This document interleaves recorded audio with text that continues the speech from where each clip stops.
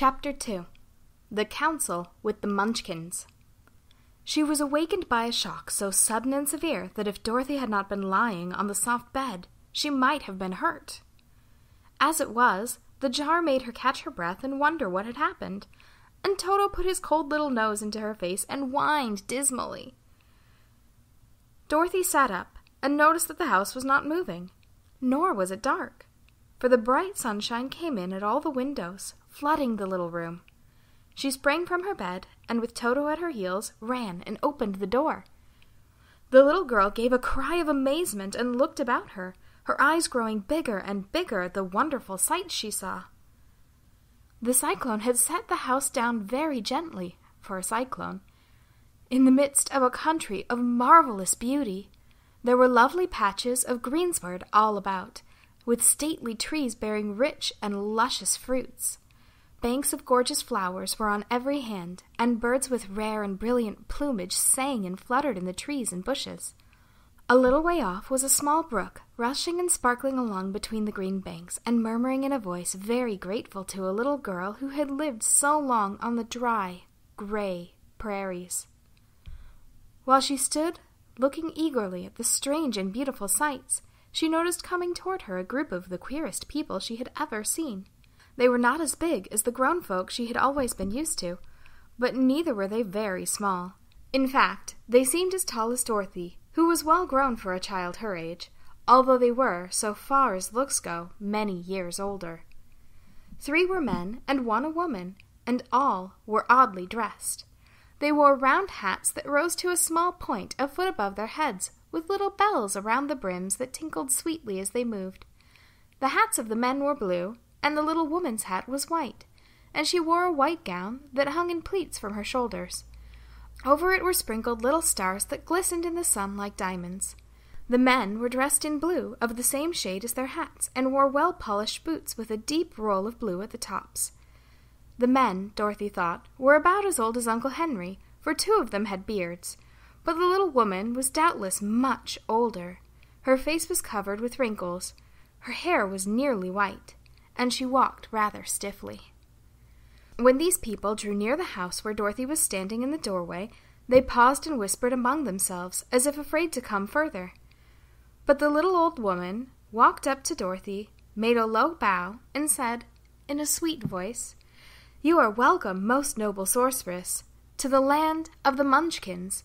We are so grateful to you for having killed the Wicked Witch of the East, and for setting our people free from bondage."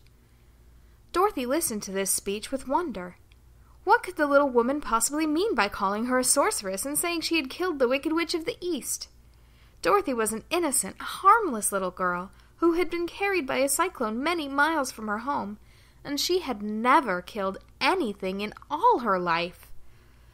But the little woman evidently expected her to answer, so Dorothy said with hesitation, "You are very kind, but there must be some mistake. I have not killed anything." "Your house did, anyway," replied the little old woman with a laugh, "and that is the same thing. See," she continued, pointing to the corner of the house, "there are her feet, still sticking out from under a block of wood." Dorothy looked and gave a little cry of fright. There indeed, just under the corner of the great beam the house rested on, 2 little feet were sticking out, shod in silver shoes with pointed toes. "Oh dear! Oh dear!" cried Dorothy, clasping her hands together in dismay. "The house must have fallen on her. Whatever shall we do?" "There is nothing to be done," said the little woman calmly. "But who was she?" asked Dorothy.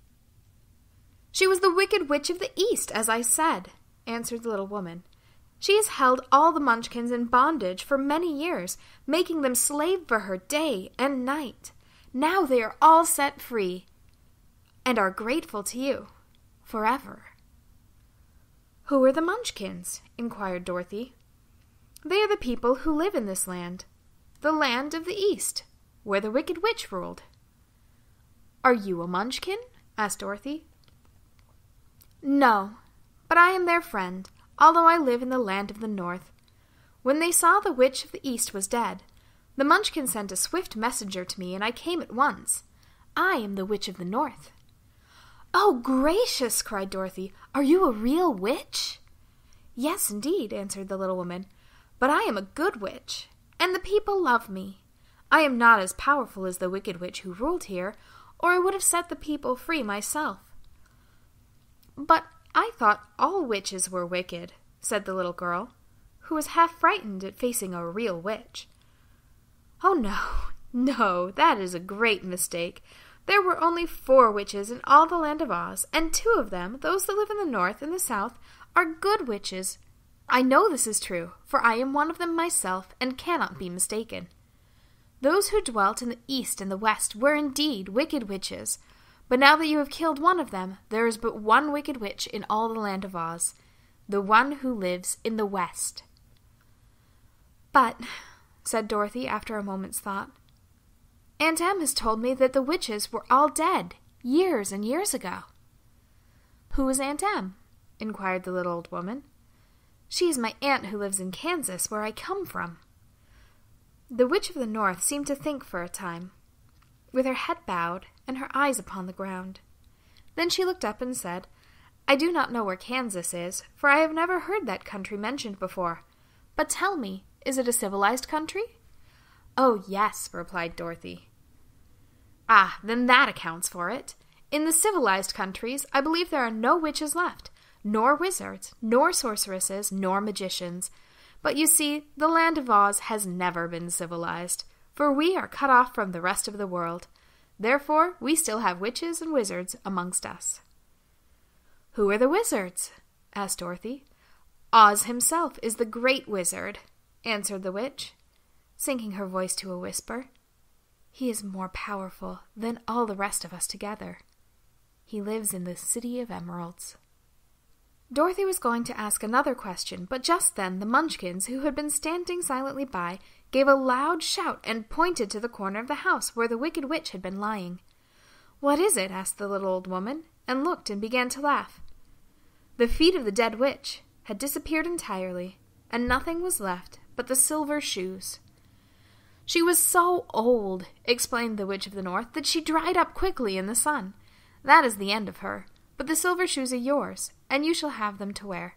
She reached down and picked up the shoes, and after shaking the dust out of them, handed them to Dorothy. "The Witch of the East was proud of those silver shoes," said one of the Munchkins, "and there is some charm connected to them, but what it is, we never knew." Dorothy carried the shoes into the house and placed them on the table. Then she came out again to the Munchkins and said, "I am anxious to get back to my aunt and uncle, for I am very sure they will worry about me. Can you help me find my way?" The Munchkins and the witch first looked at one another, then at Dorothy, then shook their heads. "At the east, not far from here," said one, "there is a great desert, and none could live to cross it." "It is the same at the south," said another, "for I have been there. I have seen it. The south is the country of the Quadlings." "I am told," said the third man, "that it is the same at the west, and that country, where the Winkies live, is ruled by the wicked witch of the west, who would make you her slave if you passed her way." "The north is my home," said the old lady, "and at its edge is the same great desert that surrounds this land of Oz. I'm afraid, my dear, you will have to live with us." Dorothy began to sob at this, for she felt very lonely among all these strange people. Her tears seemed to grieve the kind-hearted Munchkins, for they immediately took out their handkerchiefs and began to weep also. As for the little old woman, she took off her cap and balanced the point of it on the end of her nose, while she counted 1, 2, 3 in a solemn voice. At once the cap changed to a slate, on which was written in big white chalk marks, "Let Dorothy go to the City of Emeralds." The little old woman took the slate from her nose, and having read the words on it, asked, "Is your name Dorothy, my dear?" "Yes," answered the child, looking up and drying her tears. "Then you must go to the City of Emeralds. Perhaps Oz will help you." "Where is this city?" asked Dorothy. "It is exactly in the center of this country, and is ruled by Oz, the great wizard I told you of." "Is he a good man?" inquired the girl anxiously. "He is a good wizard. Whether he is a man or not, I cannot tell, for I have never seen him." "How can I get there?" asked Dorothy. "You must walk. It is a long journey through a country that is sometimes pleasant and sometimes dark and terrible. However, I will use all the magic arts I know to keep you from harm." "Won't you go with me?" pleaded the girl, who had begun to look upon the old woman as her only friend. "No, I cannot do that," she replied, "but I will give you my kiss, and no one will dare injure a person who has been kissed by the Witch of the North." She came close to Dorothy and kissed her gently on the forehead. Where her lips touched the girl, they left a round shining mark, as Dorothy found out soon after. "The road to the City of Emeralds is paved with yellow brick," said the witch, "so you cannot miss it. When you get to Oz, do not be afraid of him, but tell him your story and ask him to help you. Goodbye, my dear." The three Munchkins bowed low to her and wished her a pleasant journey, after which they walked away through the trees. The witch gave Dorothy a friendly little nod, whirled around on her left heel 3 times, and straightway disappeared, much to the surprise of little Toto, who barked after her loudly enough when she was gone, because he had been afraid even to growl when she stood by.